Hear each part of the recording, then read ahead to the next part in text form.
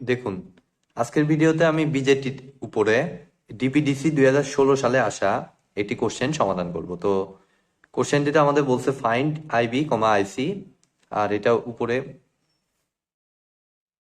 20 volt এখানে দেওয়া, plus 20 volt. তাহলে এখান থেকে আইবি এবং আইসি বের করতে হবে। তো প্রথমত আমি দেখব যে এটা তো বেসিক্যালি হচ্ছে আমাদের ডিসি অ্যানালাইসিসের ম্যাথ, কারণ এইখানে আমাদের হাইব্রিড পাই মডেল বা আরই মডেল টাইপের কোনো ডাটা কিন্তু দেয়া নাই। আমি ভবিষ্যতে হাইব্রিড পাই মডেল, আরই মডেল আপনাদেরকে বুঝাবো, তো তখনই বুঝতে পারবেন যে কোনগুলো আসলে ওই টাইপের ম্যাথ। তো এখান থেকে আমরা বুঝে নিব যে এটা হচ্ছে ডিসি অ্যানালাইসিসের ম্যাথ। তো এটার জন্য আমাদের ক্যাপাসিটর গুলো সব ওপেন সার্কিট, যেহেতু ডিসিতে ক্যাপাসিটর ওপেন সার্কিট, তাহলে এগুলো আমি মুছে দিই। এই ক্যাপাসিটিভ পার্ট গুলো আমি মুছে দিচ্ছি। এই যে এখানে একটা ক্যাপাসিটিভ পার্ট মুছে দিলাম, এখানে একটা ক্যাপাসিটিভ পার্ট মুছে দিলাম। তাহলে সার্কিট একটু ছোট হইলো। এখন আমাদের বেস, কালেক্টর এবং ইমিটার চুজ করতে হবে। তো যেখানে আমার অ্যারো থাকে সেটা হচ্ছে ইমিটার, এটা বেস এবং এটা কালেক্টর। এটা খুবই ইজি। আর যেহেতু এইদিকে অ্যারো, তার মানে এটা এনপিএন ট্রানজিস্টর। ঠিক আছে। তো এখন আমরা যে কাজটা করব, এখানে 20 ভোল্ট আছে, তো এটাকে আমরা ইজি করে নিব। যে আমরা যে কাজটা করতে পারি, 20 ভোল্ট এভাবে না রেখে আমি ধরুন এই সাইড দিয়ে দিচ্ছি প্লাস মাইনাস। যেহেতু 20 ভোল্টের সাথে লাগানো, তাহলে প্লাস প্রান্তটা এর সাথে লাগানো থাকবে। দ্যাট মিনস এই 20 ভোল্ট এবং মাইনাস প্রান্তটা অবশ্যই হয়ে যাবে গ্রাউন্ডেড। এটা করে দিয়ে সার্কিটটাকে একটু সিম্পলিফাই করে নিলাম।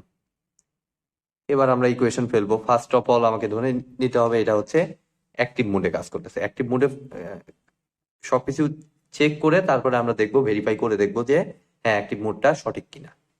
তো এখন অ্যাক্টিভ মোডে কাজ করব, তো তার জন্য ফার্স্টে ইনপুট সাইড থেকে কাজ করব। তো বুঝতেই পারছেন এটা হচ্ছে বেস কারেন্ট, অ্যারো এদিকে, তার মানে ইমিটার কারেন্ট এদিকে, এবং কালেক্টর কারেন্ট আসবে এদিক দিয়ে, এই যে 20 ভোল্ট থেকে। ঠিক আছে। তো এখন যে কাজটা করব, আমরা কেভিএল অ্যাপ্লাই করব। তাহলে ধরুন যে এই পয়েন্ট থেকে আমি শুরু করতেছি, ফার্স্টে ইনপুট সাইডে যাব। তাহলে এই পয়েন্ট থেকে শুরু করলে -20, তাহলে -20, তারপর -20-র পর ইনপুটের দিকে অর্থাৎ এইদিকে আসবো। তাহলে +430 ইন্টু আইবি প্লাস কত ভিবি। তো ভিবির ভ্যালু হচ্ছে আমার 0.7, এটা আমরা সবাই জানি, প্লাস 1K ইন্টু আইই প্লাস, তাহলে আইই লিখতে পারি। তো আইই এবং আইবি দুই টাইপের রাশি হয়ে গেল। তো আইইটাকে আইবিতে কনভার্ট করবো আমরা। তো -20 plus 430 I B plus 0.7 plus I E, মানে হচ্ছে আমার আইবি প্লাস আইসি বলতে পারি, সেই আইসি কে আবার বিটা আইবি বলতে পারি। তাহলে আইবি দুটো কমন নিয়ে নিলে বিটা প্লাস 1 ইন্টু আইবি বলতে পারি। তাহলে এখানে আমি বিটা প্লাস 1 অর্থাৎ 50 প্লাস 1 ইন্টু আইবি বলতে পারি। এত ইজ ইকুয়াল টু 0। তো এখান থেকে সরাসরি আমরা আইবি পেয়ে যাব। অবশ্যই এটা মিলি অ্যাম্পিয়ারে আসবে, কারণ এগুলো সব কেতে রাখছি, কিলো ওহমে রাখছি। তো আমরা যদি হিসাব করি, তাহলে 20 মাইনাস 0.7 ভাগ 430 যোগ 51, তো হিসাব করলে আমার আসতেছে 0.0401। অবশ্যই এটা মিলি অ্যাম্পিয়ার আসবে। তো আইবি পাইলাম, তাহলে আইসি কত হবে আমার? আইসি তো খুবই সহজ, আইসি ইকুয়াল টু বিটা আইবি। তো আইসি সমান, তাহলে বিটা মানে হচ্ছে 50 ইন্টু 0.0401। তো এখান থেকে আমার আসতেছে জাস্ট এর সাথে 50 গুণন 2.006 মিলিঅ্যাম্প। তাহলে আইবির ভ্যালুটা, আইসির ভ্যালু দুইটা পাইলাম। এবার আমরা ভেরিফাই করব। তো ভেরিফাই করার আগে আমরা আইবির ভ্যালুটা এখানে লিখে রাখতেছি 0.0401 মিলিঅ্যাম্পিয়ার, আর আইসি হচ্ছে আমার 2.006 মিলিঅ্যাম্পিয়ার।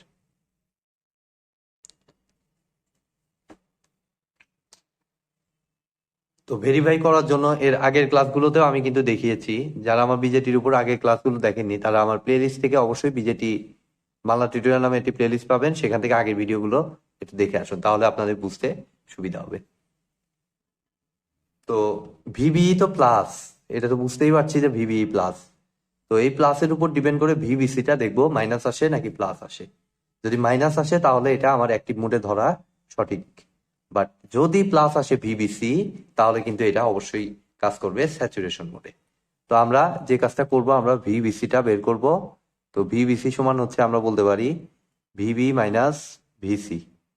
তো ভিবি ভোল্টেজটা কি, দেখুন এই যে উপরের প্রান্তটা 20 ভোল্ট পেয়ে আছে, সেই 20 ভোল্ট পাওয়ার পর এটা এখানে যতটুকু ড্রপ হয়েছে সেই 20 ভোল্ট থেকে মাইনাস করলে যে ভোল্টেজটা থাকে সেটাই কিন্তু ভিবি। অর্থাৎ আমি ভিবির জায়গায় লিখতে পারি, দেখুন 20 মাইনাস কত রেজিস্টর 430 ইন্টু আইবি কারেন্ট হচ্ছে আমার 0.0401। তাহলে আমি বেসিক্যালি পেয়ে যাচ্ছি ভিবি। আর ভিসিও একইভাবে 20 ভোল্ট থেকে এইটার অ্যাক্রসে ভোল্টেজ ড্রপটা বাদ দিলেই কিন্তু ভিসি পেয়ে যাব। অর্থাৎ আমাদের এটাকে লিখতে পারি -20, যেহেতু আগে মাইনাস আছে প্লাসটা মাইনাস হয়ে যাবে আর মাইনাসটা প্লাস হয়ে যাবে, অর্থাৎ -20 প্লাস 2 ইন্টু 2.006। ব্যাস, এখান থেকে 20 কাটা, এটা একটু হিসাব করে নেব। তাহলে 2.006 গুণ 2 মাইনাস 430 ইন্টু 0.0401 মাইনাস 13.231 এত ভোল্ট। ভিবিসি কিন্তু মাইনাসই আসছে। তো এটা ডিপেন্ড করবে হলো আমার কি টাইপের ট্রানজিস্টর। এনপিএন ট্রানজিস্টরের ক্ষেত্রে আমার ভিবিসিটা অবশ্যই মাইনাস আসলে এটা অবশ্যই হবে হচ্ছে আমার অ্যাক্টিভ মোড। অর্থাৎ অ্যাক্টিভ মোডের জন্য আমার কন্ডিশনটাই হচ্ছে আমার ভিবি কে প্লাস হতে হবে এবং ভিবিসি কে মাইনাস হতে হবে। আর এনপিএন ট্রানজিস্টরের জন্য স্যাচুরেশন মোডের কন্ডিশনটা হচ্ছে ভিবি প্লাস এবং ভিবিসিও প্লাস। এটাই হচ্ছে আমার স্যাচুরেশন মোডের কন্ডিশন। তো এই জিনিসটা আপনারা একটু খেয়াল রাখবেন। অর্থাৎ আমাদের ভিবি তো প্লাস ধরেই আমরা কাজ করব, ভিবি প্লাস ধরে আমাদের ভিবিসিটা দেখতেছি মাইনাস আসছে। দ্যাট মিনস আমাদের অ্যাজাম্পশন ইজ রাইট। অর্থাৎ এই ম্যাথটাকে যে আমি অ্যাক্টিভ মোডে ধরে নিছি সেটা আমার পুরোপুরি সঠিক। এবং আমাদের ফাইনাল অ্যান্সারটা কি, I B is equal to 0.0401 milliampere যেটা চাইছে, এবং আইসি ইকুয়াল টু আমার হচ্ছে 2.006 মিলি অ্যাম্পিয়ার। তো আজকের মতো ভিডিওটি এ পর্যন্তই। ভিডিওটি যদি ভালো লেগে থাকে অবশ্যই ভিডিওতে একটি লাইক দিবেন, বন্ধুদের সাথে বেশি বেশি শেয়ার করবেন, আর চ্যানেলে নতুন হয়ে থাকলে অবশ্যই চ্যানেলটি সাবস্ক্রাইব করবেন। ধন্যবাদ।